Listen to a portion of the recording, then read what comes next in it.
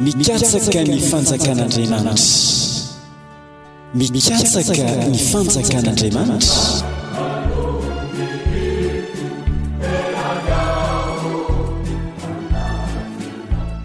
Fandarana iarahana amin'ny pasteur Asina Andriamanana.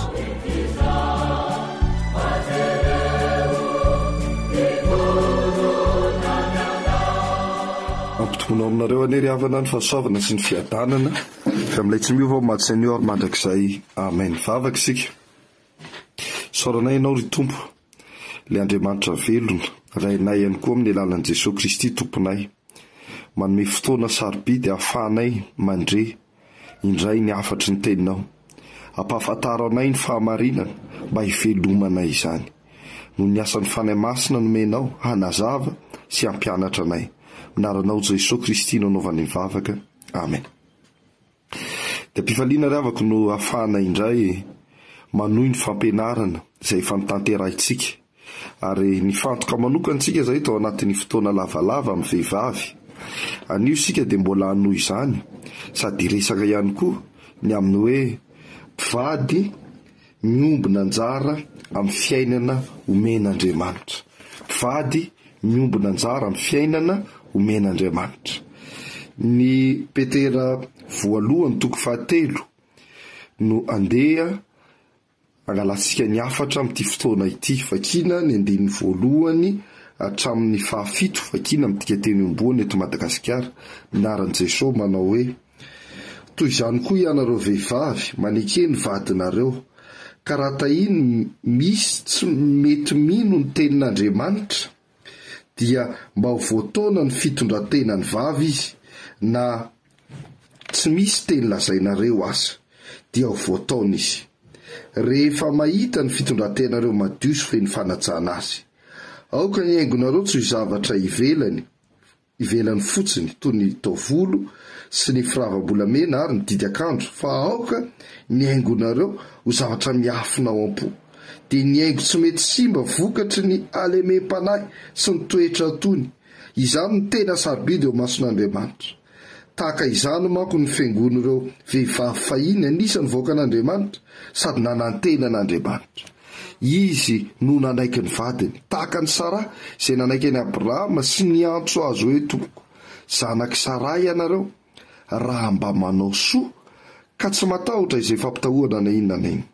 Toy izany koa ianareo lehilahy, maiza miara mitoetra amin'ny vadinareo izay malemy paika kokoa no ianareo, araka efa fantatrareo. Maneho fanajana azy fa mpiombona anjara amin'ilay fiainana nomen'Andriamanitra ianareo mivady.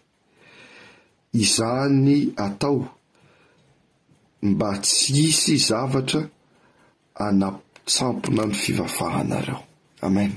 Mitodika manokana amin'ny andraikitry ny mpivady ary miresaka ny amin'ny hoe inona no hendrasan'Andriamanitra amin'ny vehivavy ary inona ihany koa no tokony ataon'ny lehilahy. Ny andininy 9 amin'ity sotra masina ity dia mitodika amin'ny vehivavy. Ary izay no ambaran'ny apôstôly Petera eto hoe ny andraikitry ny vehivavy voalohany dia ny manaiky ny vadiny. Ny andraikitry ny vehivavy voalohany dia ny manaiky ny vadiny. Ilay ambaran'ny sotra masina eto, toy izany koa ianareo vehivavy, manekeny vadinareo. Manekeny vadinareo. Ilay voabolana hoe manekeny avako dia tsy milaza tahakantsika miteny hoe fankatoavana, fa raha mazava koa izy amin'ny teny vahiny manao hoe soumettre, hoe tena amin'ny zavatra rehetra dia manaiky ny vady. Sarotra eo amin'ny natiora maha-olombelona ny anaiky amin'ny zavatra rehetra, fa rehefa zatra mankatoan'Andriamanitra ny vehivavy dia mora mankatoa ny vady, satria mifanohitra mandrakariva ny hevitra ny lasin'ny vavy. Ary rehefa mifanohitra ny hevitra dia efa resantsika teto hoe miantso ny mpivady Andriamanitra hifanakalo hevitra. Misy karazan'olona izay ambaran'ny sotra masina eto ny faharoa, tsy mba mety voataona amin'ny teny. Tsy voataona amin'ny teny izy.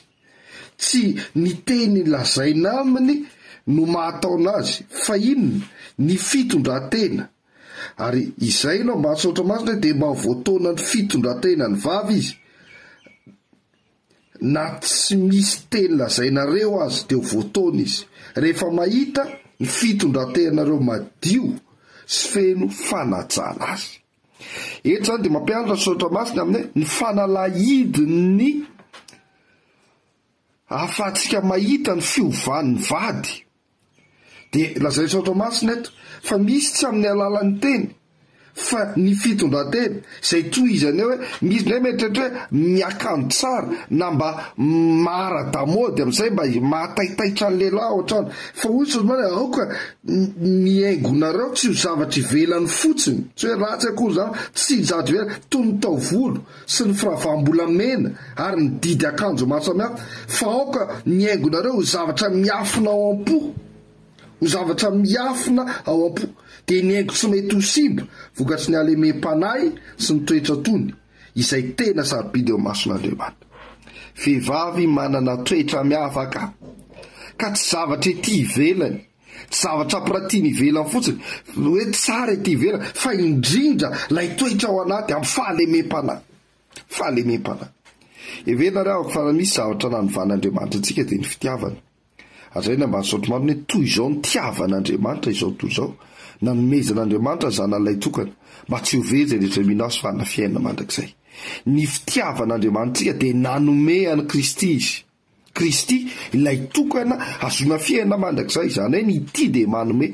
Ary eto zany misy olona tsy miova fa aoka ny toetra anao lay hoe fahalemem-panahy mana toetra tony, tsy olona mivatravatra, tsy olona mora miakatra, tsy olona zatra mampiasa ny vava amin'ny teny maharary ka zay ambavanao ambavako, fa olona mana fahalemem-panahy, toetra miavaka.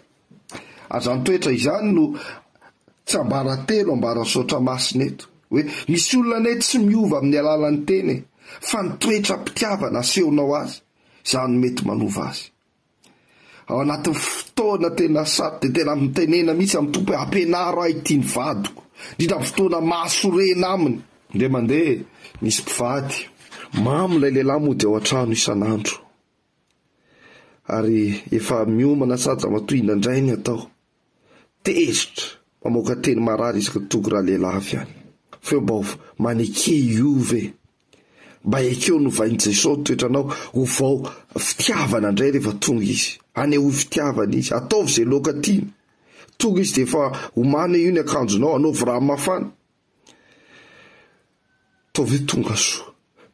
Fa zatra nahagaga rehefa tonga ilay vadiny dia hitan'ilay vavy ihany dia nitsikitsiky ilay vavy, fa gaga ilay lehilahy aloha hoe fa ahoana, satria isaky ny tonga tokony hoe tabataba ny miandry, tonga soa ianao, ao misy rano manko andronao, io ny sakafo dia ilay loka tiany ilay lehilahy. Dia sady ny teny ny finivady tiako ianao, gaga ilay lehilahy ny sava ambany ny tokany, fa ahoana ary zany zavatra zany. Naneho fitiavana amin'ny fotoana sarotra, izay raha manatiora ny olombelona tsy ahavitana ny eo fitiavana kanefa mahazanak'Andriamanitra dia fitiavana manome ny tsara indrindra ao anatin'ny fotoana mety aizana manome azy. Fa no ny tompona ameny fitiavana atsika, izay nanome didy atsika hoe tahaka ny tiavany Kristy atsika, naoka hitiavantsika indrindra mity ireo olona izay verina fa tsy mahateo tia ny zavatra ataony. Dikan'izany indray izao, le olona tsy miova ny fitiavanao azy, fa ny zavatra ataony no mety tsy tianao, ka le zavatra tsy tianao no entiny eo anatrehany tompo, fa azo atao manova ny fitiavanao ilay olona izany. Ataovy tsara zany ny fahaizana manavaka no hoe iza ny tsy tianao, le olona ve sa ny zavatra ataony, satria raha ny tokony ho izy dia izao ny zavatra ataony no tsy tianao, fa tsy hanova kosa ny fitiavanao ilay olona izany.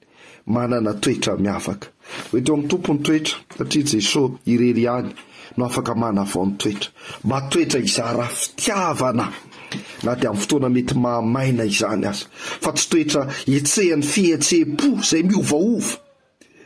Vetivety mety fa misy fotoana mety mangala, fa tsy ny fihetseha-po no tokony hitarika antsika, fa ny fitiavan'i Kristy, ilay fitiavana akabe, tsy miandry takalo fa manome mandrakariva. Maraparantsika ravako, ary eto ndray rehefa marapana Sotromatra dia mitodika amin'ny lehilahy hoe ianareo lehilahy mahaiza miara-mitoetra amin'ny vadinareo, mahaiza miara-mitoetra vadinareo izay malemy paika kokoa no ianareo arak'izay fantatrareo maneho fanatsahana azy. Amin'ny dikateny hafa moa izy dia tena ambara mihitsy hoe fanaka malemy, ka anjaran'ny lehilahy no miara-mitoetra ary mahaiza miara-mitoetra amin'ny vady. Tena andraikitsika lehilahy ny maneho mitarika fifaliana, ny manaiky ny fanjakan'i Kristy ao anatin'ny tokantraontsika. Fa satria isika no mitarika ny vady aman-janaka ao anatin'ny fanjakan'Andriamanitra.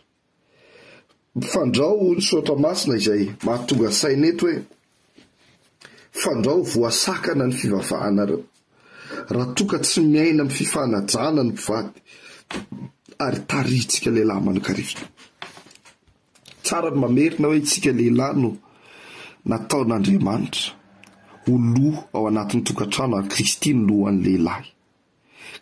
Lehilahy anjakany Kristy, lehilahy manaiky ho tarihiny Kristy, lehilahy manaiky asany Kristy, ary lehilahy maneho fitiavana ao anatin'ny tokantrano. Ary izany eto ny zava-dehibe ihany koa ao anatin'izany hoe fiarahana zany, lehilahy maneho fanajana ny vadiny amin'ny alalan'ny fitondratena, mainana fiainana mandeha amin'ny mazava, tsy misy hafiam-penina ny zavatra rehetra. Ary lehilahy tena ohatra tsara ho an'ny lehilahy rehetra na ao anatin'ny tokantrano na anivon'ny fiarahamonina, any amin'ny toeram-piasana, amin'ny fitezana ny zanaka, mba lehilahy ohatra ho an'izany. Tsy mazava ny tenin'i Jesosy Kristy manao hoe ny zanaka tsy mahazo manao na inona nefa tsy izay hitany ataon'ny rainy, fa na inona ataon'ny rainy dia toy izany nataon'ny zanaka.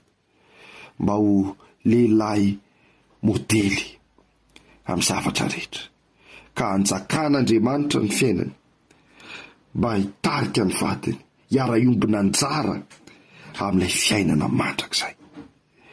Dia ny tompo anery avako asaina atsika amin'izany hafatra izay nomeny tompo atsika izany, mba hahatonga atsika ho tokantrano miavaka.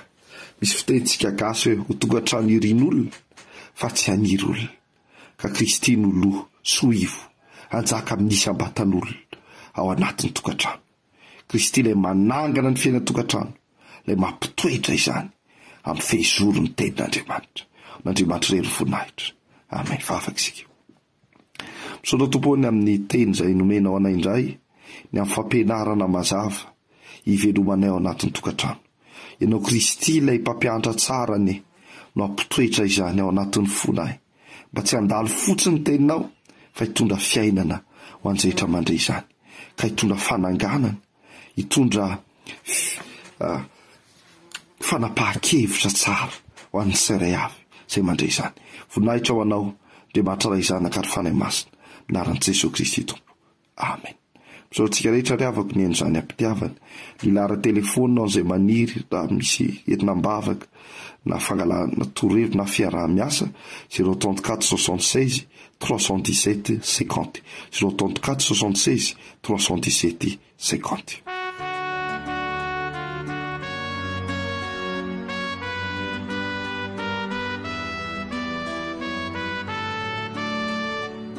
Natolotra antsika teo fandaharana mitondra ny lohateny hoe mikatsaka ny fanjakan'Andriamanitra. Mikatsaka ny fanjakan'Andriamanitra, fandaharana iarahana amin'ny pasteur Asinandriamanana eto amin'ny radio Vaovao Masoa.